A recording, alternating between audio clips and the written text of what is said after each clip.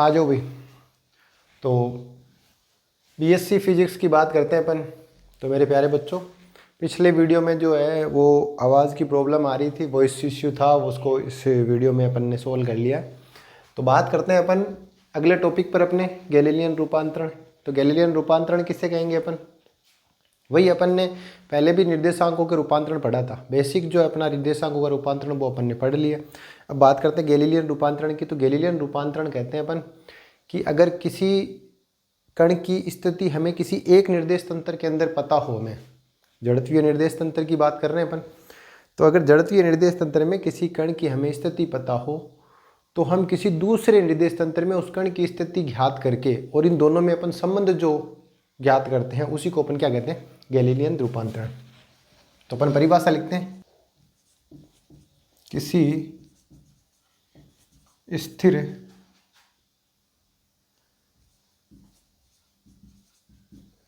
निर्देश तंत्र के सापेक्ष कण की स्थिति ज्ञात हो तो किसी अन्य जड़त्वीय निर्देश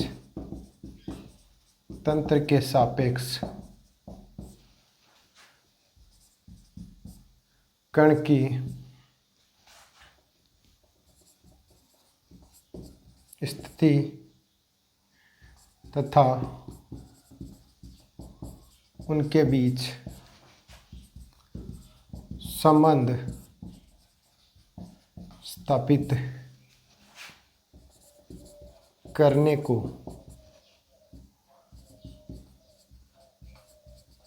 गैलीलियन रूपांतरण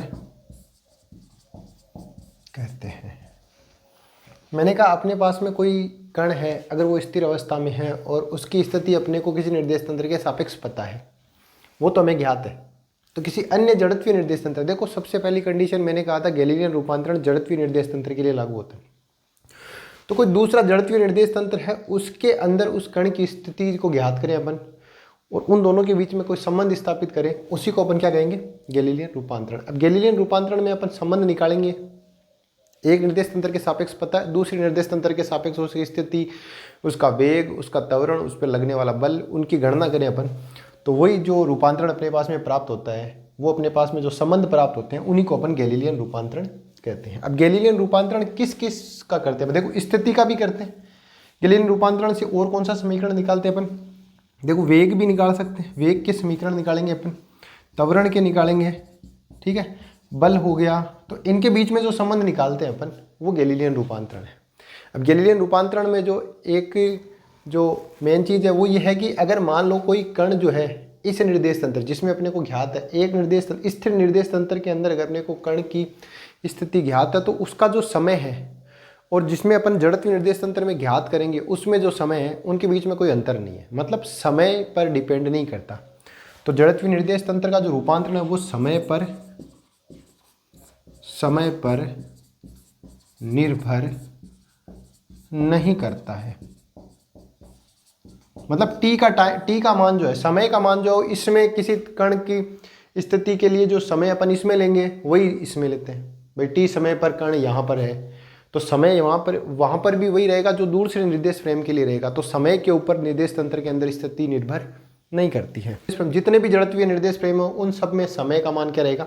समान रहेगा। जड़त्वीय निर्देश फ्रेम में समय का मान समान रहता है। कहने का मतलब जड़त्वीय निर्देश फ्रेम में समय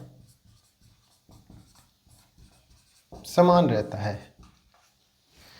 चलते हैं स्थिति का रूपांतरण।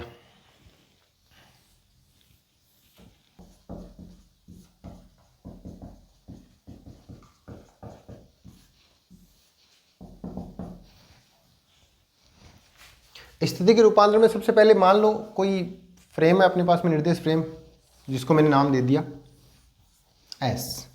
ये एस निर्देश फ्रेम, इसमें कोई कण है जो बिंदु P पर है। तो उसकी स्थिति सदिश जो होगा वो क्या हो जाएगा, ये ओ मूल बिंदु हो जाएगा। स्थिति सदिश को नाम आर दे दें अपन।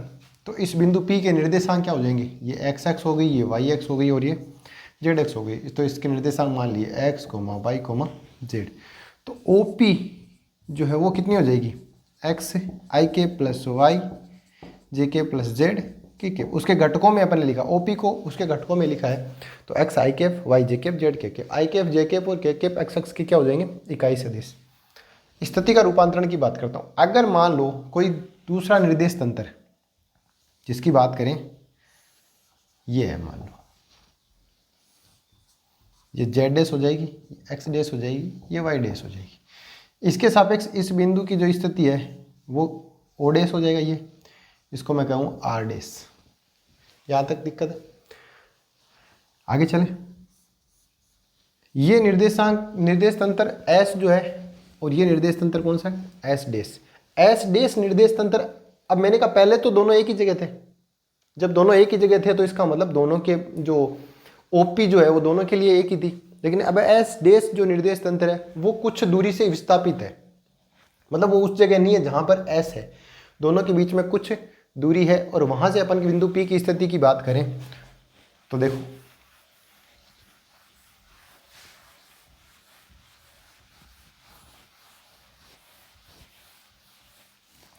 तो यहां लिख देता हूं, माना निर्देश फ्रेम एस के सापेक्ष कण की स्थिति OP बराबर R बराबर x i k plus Y जे के प्लस जेड के कैप है। इसी प्रकार कोई अन्य स्थिर निर्देश फ्रेम एस डैश जो कि, अब देखो बात कर रहे हैं एस डैश की। एस डैश जो है उसकी सभी एक्सिस जो है एक्स एक्स वाई एक्स और जेड एक्स, वो एक्स वाई और जेड एक्स जो है एस की जो है उनके समांतर होनी चाहिए। तो कहने का मतलब ये हुआ कि अगर मान लो इसको मैंने अलग माना है तो ये दोनों इसके समांतर एक्सिस समांतर है। तो मैंने कहा एस डैश जो कि एस से ओ डैश दूरी या आर नोट, इसको आर नोट नाम देते हैं, आर नोट दूरी से विस्थापित है। इस निर्देश फ्रेम में कण की स्थिति आर डैश बराबर ओ डैश पी का मान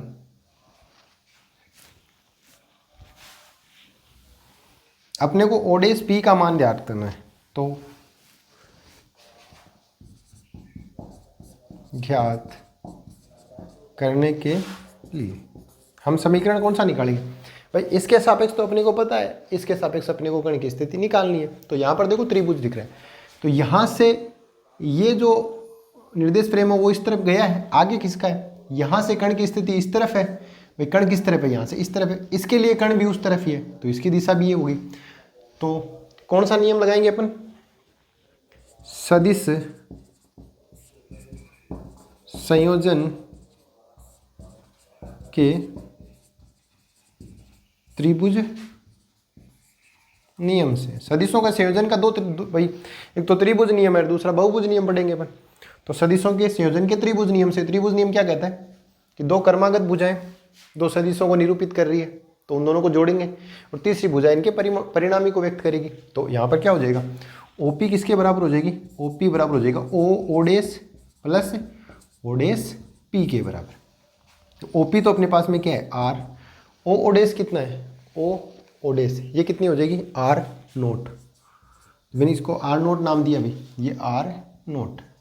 अब आर नोट से आगे क्या हो जाएगी प्लस आर डेस।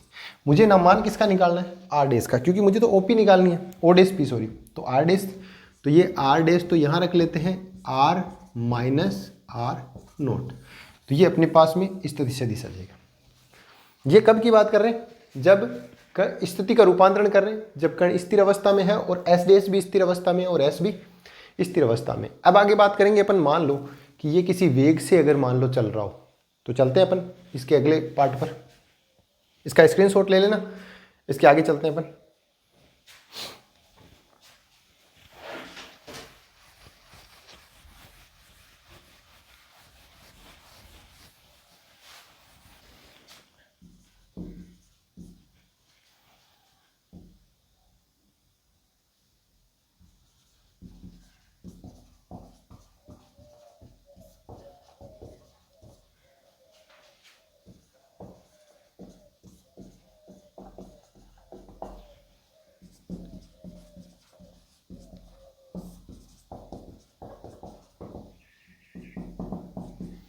मैं बात कर रहा हूं दूसरी कंडीशन की। अगर दूसरा निर्देश फ्रेम, पहला निर्देश फ्रेम तो अपना यही है, मैंने कहा ये तो स्थिर अवस्था में है, ये पहला निर्देश तंत्र अपना, जिसको मैंने एक्स वाई और जेड, ये इसका ओ बिंदु, यहाँ पर कोई बिंदु पी है। अब मैंने कहा दूसरा निर्देश फ्रेम अगर गतिशील अवस्था में है, तो मान लो ये दूसरा निर्देश फ्रेम यहाँ बनाते हैं अपन इस तरह से, ये एक्स डैश हो जाएगी, ये वाई डैश हो जाएगी और ये जेड डैश। ओ से पी की दूरी ये हो जाएगी ओ पी, जिसको अपन ने कहा आर। अब ओ डैश, मैंने कहा गतिशील कौन है, ये निर्देश फ्रेम एस डैश। मैंने कहा अन्य निर्देश फ्रेम जिसके सापेक्ष अपन स्थिति ज्ञात कर रहे हैं, वो निर्देश फ्रेम अगर मान लो v वेग से गतिशील है, तो नियत वेग माना एस डैश नियत वेग v से गतिशील है। मैंने मान लिया कि एस डैश जो है नियत वेग v से गतिशील है, तो ये दूरी कौन सी हो जाएगी, आर डैश। इसको मान लो आर नोट नाम दे, लेकिन देखो आर नोट नाम नहीं दे सकते इसको। अब ये v वेग से गतिशील है, तो किसी क्षण t के ऊपर बात करेंगे अपन। माना समय t बराबर 0 पर दोनों निर्देश तंत्र संपातित थे। भाई जब t बराबर 0 समय था, तब दोनों निर्देश तंत्र क्या थे, संपातित थे। अब कुछ समय बीता, जिसको अपन नाम देते हैं t समय बाद में जो s डैश निर्देश तंत्र है, वो s की एक्सों के समांतर, सभी एक्सें समांतर है उनकी, भाई x डैश x के समांतर रहेगी। माना कुछ समय, माना समय t पर निर्देश तंत्र s डैश नियत वेग v से विस्थापित होता है, तो समय t पर s डैश का विस्थापन कितना हो जाएगा, v इंटू टी। भाई मैंने कहा ये पहले यहीं पर था, पहले कहाँ पर था, संपातित था। अब कुछ समय t बाद, समय t पर निर्देश तंत्र s डैश जो है वो विस्थापित हो गया। अब कितना विस्थापित हुआ, तो t समय में कितना विस्थापित होगा, जिसका वेग कितना है v, v इंटू टी विस्थापित हो जाएगा। अतः समय t पर निर्देश तंत्र s डैश के सापेक्ष कण की स्थिति। अब अपन s डैश के सापेक्ष अपन कण की स्थिति ज्ञात कर रहे हैं, कब, जब समय t है। तो t के ऊपर वही मैंने कहा OP बराबर कितना हो जाएगा, O dash plus O dash P। कौन सा नियम, वही सदिश संयोजन का त्रिभुज नियम से। OP तो कितनी है, R बराबर ओ डैश हो जाएगा v इंटू टी, प्लस में ओ डैश भी हो जाएगा r, आगे जो बच गई वो कितनी है r डैश, मुझे r डैश निकालनी है, तो r डैश इक्वल टू हो जाएगा r माइनस वी टी। ये अपने पास में समीकरण आ गया किसका, कोई अन्य निर्देश फ्रेम अगर v वेग से गतिशील था तो t समय पर उसकी स्थिति है। ये कौन से समय पर है, t समय पर निर्देश तंत्र s डैश के सापेक्ष कण की स्थिति। यहाँ पर देखो OP कितनी है, x i के प्लस वाई जे के प्लस जेड के केफ है। ठीक है, अगर मैं इसको इसके घटकों के रूप में प्रदर्शित करें अपन इसको, है ना, तो यहाँ से हटा देता हूँ एक बार।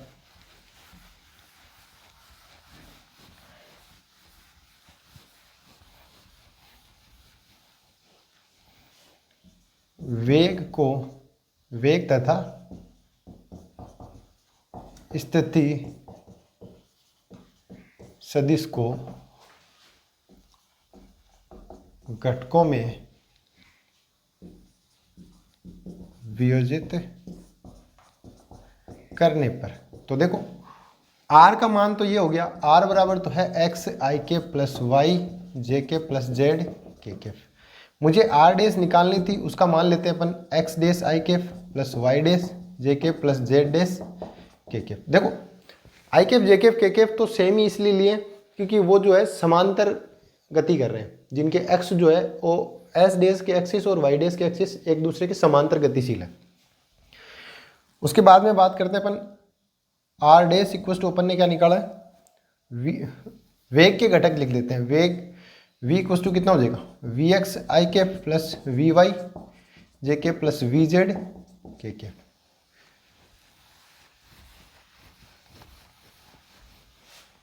तो x i k plus y x dash i k plus Y dash जे के plus z dash k equal to हो जाएगा x i k plus Y जे के प्लस जेड के। ये जो मान है वो अपन ने किस में लिखे हैं, समीकरण मान लो इसको 1 नंबर दे दूं और इन सबको दे दें अपन समीकरण नंबर 2 के मान 1 में रखने पर ये तो हो जाएगा, माइनस में आ जाएगा we x i k plus we Y जे के प्लस वी जेड के केफ इंटू टी। अब देखो इनकी तुलना करते हैं, तो एक्स डैश का मान आई केफ वालों के बराबर, आई केफ का मान आई केफ के बराबर, जे केफ का मान जे केफ के बराबर और के केफ का मान के केफ के बराबर। तो एक्स डैश का मान कितना हो जाएगा, x minus v x into t. इसी तरह से y dash equals to y minus v y into t, z dash equals to z minus v z into t. ये अपने पास में तीनों के स्थिति सदिश के समीकरण। तो इसको मैं समीकरण नाम दे देता हूँ 3। तो समीकरण नंबर 3 जो है ये अपन कह सकते हैं समीकरण 1 और समीकरण 3 जो है अपने पास में स्थिति सदिश के रूपांतरण को प्रदर्शित करता है। तो यहाँ क्या लिखेंगे, समीकरण 1 तथा 3 स्थिति सदिश के रूपांतरण को व्यक्त करता है। और कौन सा रूपांतरण है ये, वे अपन कौन सा रूपांतरण पढ़ रहे हैं, गैलीलियन रूपांतरण। चलते हैं आगे। स्थिति सदिश के रूपांतरण के बाद में अपन बात करते हैं वेग का रूपांतरण, कि वेग कैसे रूपांतरित होता है। यहां पर जो अपन ने बात करी है, देखो गैलीलियन रूपांतरण जड़त्वीय निर्देश तंत्र पर लागू होता है। इसका मतलब ये है कि एक निर्देश तंत्र के सापेक्ष स्थिति पता है, दूसरे के सापेक्ष अपन निकाल रहे हैं, तो दूसरा जो है वो जड़त्वीय निर्देश तंत्र होना जरूरी है।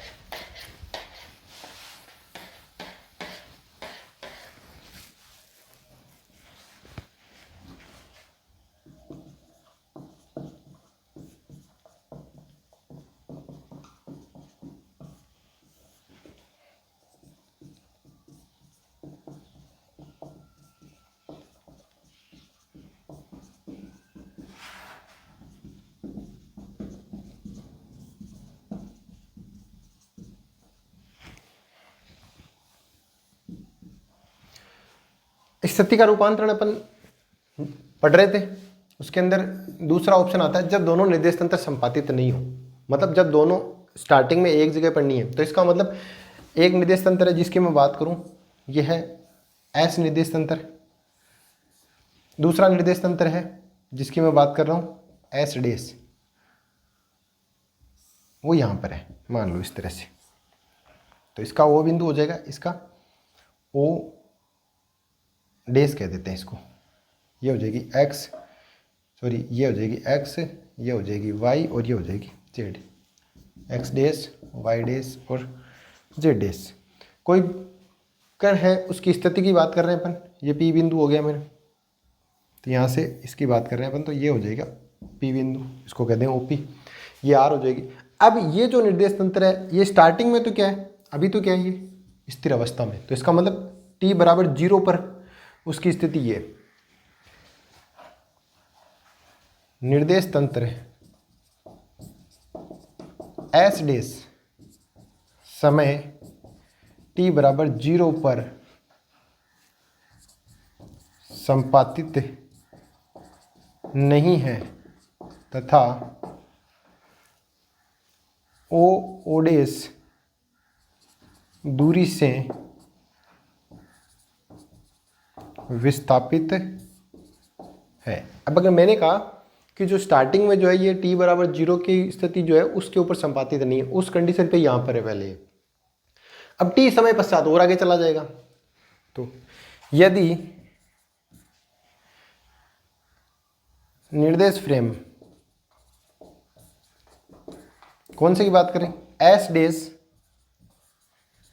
नियत वेग v से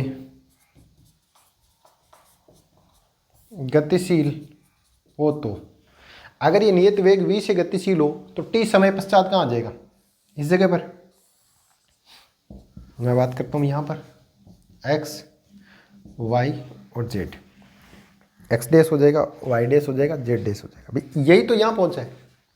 अब ये पहले यहाँ पर था, तो मतलब t समय पश्चात यहाँ गया है, इसका मतलब इसको मैं कह दूँ v इंटू टी, नियत वेग v से गति कर रहा है, तो v t दूरी ये t समय में यहाँ तक आया, इसको नाम दे देते हैं अपन वो नोट डेस, ठीक है। यहाँ से इस दूरी को नाम दे देते हैं अपन r डेस, ये अपने को निकालनी है। भाई इस t समय पश्चात में कण की स्थिति क्या है, कौन से निर्देश तंत्र के सापेक्ष, s डेस के सापेक्ष। या इसको अपन एस डेस नाम देते हैं, इसको डबल डेस नाम देते हैं, इसको ओ डबल डेस कह देते हैं। क्लियर है। ये हो जाएगी अपने पास में आर नोट, ये हो जाएगी अपने पास में आर। चलते हैं आगे।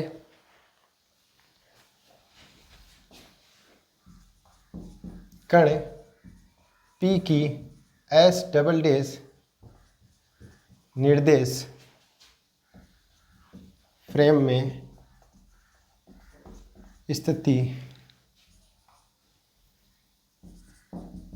ज्ञात करने पर वही सदिशों के संयोजन। अब देखो यहाँ से ये पहले यहाँ चला, फिर यहाँ से ये आगे गया है। भाई पहले ही एस डेस के सापेक्ष एस के सापेक्ष एस डेस की स्थिति यहाँ पर थी, फिर एस डेस जो है वो वी वेग से गतिशील था, तो टी समय में वो यहाँ पर पहुँचा। इसका मतलब एस डेस पहले यहाँ पर था 0 समय पर, और टी बराबर 0 समय पर है ये, और टी समय पर यहाँ पहुँचा ये। क्लियर है। तो जब यहाँ पहुँचा है तो उसकी जो स्थिति है वो हो जाएगी वी टी, और पहले वाली को अपन ने नाम दे दिया आर नोट। तो ये अपन कौन से सदिश नियम से जोड़ेंगे, सदिशों के बहुभुज नियम से, सदिशों के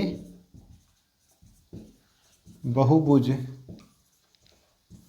नियम से, सदिशों के संयोजन का बहुभुज नियम। बहुभुज नियम क्या कहता है कि अगर मान लो कि उसकी सभी भुजाएं क्रमागत रूप से सभी सदिशों को निरूपित करे, तो उसको बंद करने वाली भुजा उनके परिणामी को व्यक्त करती है। तो बंद करने वाली भुजा कौन सी, ये वाली ओ पी। तो ओ पी बराबर कितना हो जाएगा, O dash plus O dash O double dash plus O double dash P, इस तरह से होगा। तो ओ पी को तो मैंने नाम दिया था आर, ये हो जाएगी आर नोट प्लस ये हो जाएगी वी टी प्लस ये हो जाएगी आर डेस। क्या क्लियर है। यहाँ तक। अब निकालना क्या है मुझे, आर डेस। तो आर डेस इक्वल्स टू कितना हो जाएगा, इन सबको इस तरफ पक्षांतरण कर देते हैं, तो r minus r naught minus v t. ये जो स्थिति का रूपांतरण आया है ये कौन सी कंडीशन में है, जब दोनों निर्देश तंत्र संपातित नहीं हो। तो इसको मैं समीकरण नाम दे देता हूँ, मान लो इसको 1 नंबर दे देते हैं, इसको 2 नंबर। समीकरण 2, गैलीलियन के स्थिति रूपांतरण समीकरण को व्यक्त करता है। तो यहाँ तक क्लियर हो गया। तो गैलीलियन रूपांतरण हो गया। अब बात करते हैं, अगर दो बिंदु, अगर एक कण, जो कण अगर गतिशील हो जाए, एक जगह से दूसरी जगह विस्थापित हो जाए, तो क्या होगा। तो चलते हैं।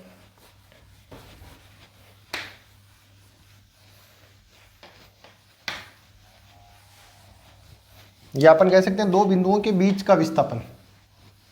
ये तो अपन ने एक ही बिंदु लिया था या एक कण लिया था जिसकी स्थिति स्थिर थी, कण गतिशील नहीं था अपने पास में। अगर अपन बात करते हैं, अपन कण जो है वो एक जगह से दूसरी जगह अगर विस्थापित हो, दो बिंदुओं के मध्य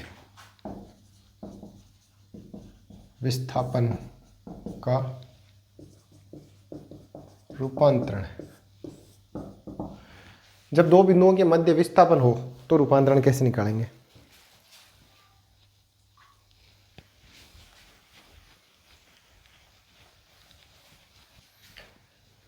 तो बात करते हैं अपन दो बिंदुओं के मध्य विस्थापन का रूपांतरण। अगर मान लो कोई निर्देश फ्रेम अपने को दिया गया इस तरह से, ये निर्देश तंत्र है अपने पास में, जिसको मैं नाम दूं S, x x, y x और जेड एक्स। इसमें कोई बिंदु है, एक को नाम दे दिया P और दूसरे को नाम दे दिया अपन ने Q। इसका स्थिति सदिश यहाँ से, इसको मैं नाम दे देता हूँ R1, और यहाँ से इसका सदिश, स्थिति सदिश, ये कितना हो जाएगा R2। इन दोनों के बीच विस्थापन होगा, इसको नाम दे देते हैं अपन D। चलो एक बार के लिए, भाई कोई कण है, वो बिंदु P पर था, बाद में Q पर आ गया। क्लियर है। अगर मान लो इसी तरह से कोई दूसरा निर्देश तंत्र हो, यहाँ पर हो, मान लो इस तरह से दूसरा निर्देश तंत्र। अब इस निर्देश तंत्र के अंदर अगर अपन में बात करें, तो यहाँ पर कण की स्थिति ये वाली हो जाएगी, एक कण की स्थिति ये वाली हो जाएगी। इसको मैं नाम दे देता हूँ R1 डैश, इसको नाम दे देता हूँ R2 डैश। ये हो जाएगी Y डैश, ये हो जाएगी X डैश, ये हो जाएगी Z डैश। क्लियर। अब देखो यहाँ पर ये वाली R2 है, ये वाली कौन सी है R1। अब ये जो निर्देश तंत्र है वो यहाँ से कोई ना कोई दूरी पर तो होगा। दूसरा निर्देश तंत्र जिसकी अपन ने कल्पना करी है, या दूसरा निर्देश तंत्र जिसके सापेक्ष अपने को मान निकालना है, ये एस डेश है। एस डेश के सापेक्ष अपने को कणों की स्थिति के बारे में या उनके बीच के विस्थापन को निकालना है। तो कितना आता है, तो ये जो दूरी है इसको मान लेते हैं अपन R नोट, कि भाई R नोट दूरी पर कोई दूसरा निर्देश तंत्र है जिसके सापेक्ष अपने को विस्थापन निकालना है। तो माना निर्देश फ्रेम S में बिंदु P तथा Q के स्थिति सदिश क्रमशः OP बराबर R1 तथा OQ बराबर R2 है। इसी प्रकार निर्देश फ्रेम S डैश जिसमें PQ के बीच के विस्थापन की गणना करनी है, में ओडेस, इसको ओडेस नाम देंगे अपन, ओडेस P बराबर है R1 डैश तथा ओडेस Q बराबर R2 डैश। विस्थापन की गणना करनी है, मैं ओडेस पी बराबर R1 तथा ओडेस क्यू बराबर R2 हो तो भाई इनका अपन ने मान लिया R1, एक तो R1 डेस दे दिया, दूसरे को R2 डेस। तो अपन देखेंगे कि तो ये जो है दोनों के लिए दो स्थिति सदिश हो गए ना यहाँ पर। अपने पास में एक तो P1 का हो गया, एक तो P का हो गया, दूसरा Q का हो, दोनों के लिए अपन सदिशों के संयोजन का त्रिभुज नियम लगाएंगे। यहाँ पर कौन सा नियम? त्रिभुज नियम से। त्रिभुज नियम से वही सबसे पहले निकालते हैं अपन OP। OP बराबर हो जाएगा ओडेस प्लस ओडेस P। तो इसको नाम दे देते हैं R1, ये तो R1 नाम दिया था अपन ने इसको, ये हो जाएगी R0 प्लस R1 डेस, R2 डेस। ये देखो R1 डेस निकालनी है, R1 डेस इक्वल टू कितना हो जाएगा? R1 minus R0। इसको दे देते हैं समीकरण नंबर 1। क्लियर? इसी प्रकार OQ बराबर कितना हो जाएगा?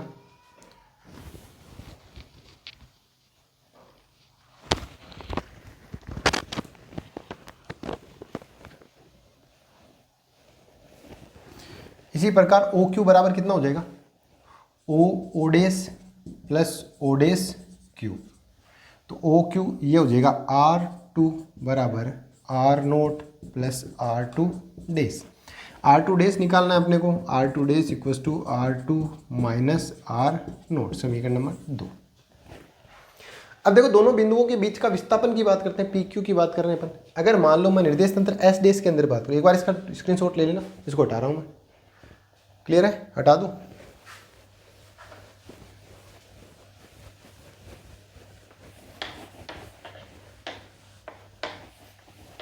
देखो निर्देश तंत्र S में बिंदु P व Q के बीच का विस्थापन, बिंदु P व Q के बीच का विस्थापन कितना हो जाएगा? PQ बराबर R2 माइनस R1, समीकरण नंबर 3। अब ये R2 माइनस R1 को नाम देते हैं D, बराबर कितना हो जाएगा? R2 minus R1। क्लियर है? अब अपन बात करते हैं निर्देश तंत्र S डेस में।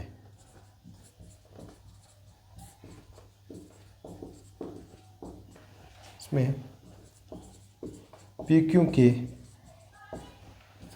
हाँ आओ रुक एक मिनट। इसी प्रकार निर्देश फ्रेम S डेस में PQ के बीच का विस्थापन कितना हो जाएगा? PQ, भाई ये PQ क्या है? PQ बराबर हो जाएगा ओडेस P माइनस PQ बराबर ओडेस Q माइनस ओडेस P।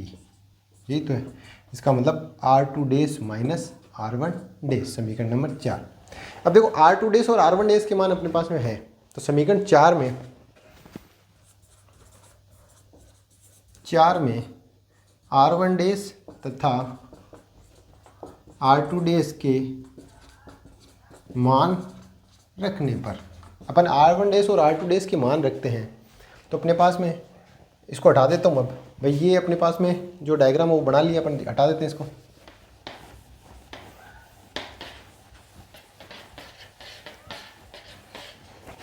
अगर मान लो मैं इस तरह से मान रखूँ तो मेरे पास में आते हैं P, जिसको मैंने इसको नाम दे देते हैं D डेस। ये PQ जो अपन ने निकाल रहे हैं वो कौन से में निकाल रहे हैं अपन? S डेस में, इसको नाम D डेस नाम दे देते हैं। तो D days equals to R2 का मान कितना है? R2 माइनस R0, यही तो है, माइनस R1 माइनस R0। ये कौन सा है? समीकरण 1 से। एक और समीकरण 4 में R1 डेस और R2 के मान समीकरण 1 और 2 से लिखे हैं अपन ने। तो D डेस बराबर हो जाएगा अपने पास में R2 R0 से R0 क्या हो जाएगा? कैंसिल, क्योंकि माइनस माइनस क्या हो जाएगा? प्लस, और इस प्लस की वजह से ये माइनस क्या हो जाएगा? कैंसिल। तो माइनस में आ जाएगा R1। अब देखो D डेस का मान R2 माइनस R1 और D का मान कितना? R2 minus R1। इसका मतलब D डेस किसके बराबर है? D के बराबर। इसका मतलब निर्देश तंत्र अगर दो हैं तो दोनों में स्थिति सदिश क्या आते हैं? सेम। इसको बोलते हैं गैलीलियन का निश्चयता का सिद्धांत। मतलब विस्थापन क्या है दोनों। अतः एस तथा यहाँ पर निर्देश फ्रेम एस तथा एस डैश में विस्थापन का मान समान प्राप्त होता है। इसलिए इसे गैलीलियन के विस्थापन का निश्चरता का सिद्धांत कहते हैं। इसको अपन क्या बोलते हैं, गैलीलियन के विस्थापन के निश्चरता का सिद्धांत कहते हैं। तो अपन ने दो बिंदुओं के बीच के विस्थापन की बात करी। विस्थापन में रूपांतरण जो करते हैं अपन वो सेम ही आता है, जो पहले निर्देश तंत्र में था और दूसरे में भी वही प्राप्त होता है, इसीलिए इसको अपन गैलीलियन की निश्चरता का सिद्धांत कहते हैं। तो चलेंगे अपन अगले टॉपिक पर, जो अपना टॉपिक है वेग का रूपांतरण और त्वरण का रूपांतरण।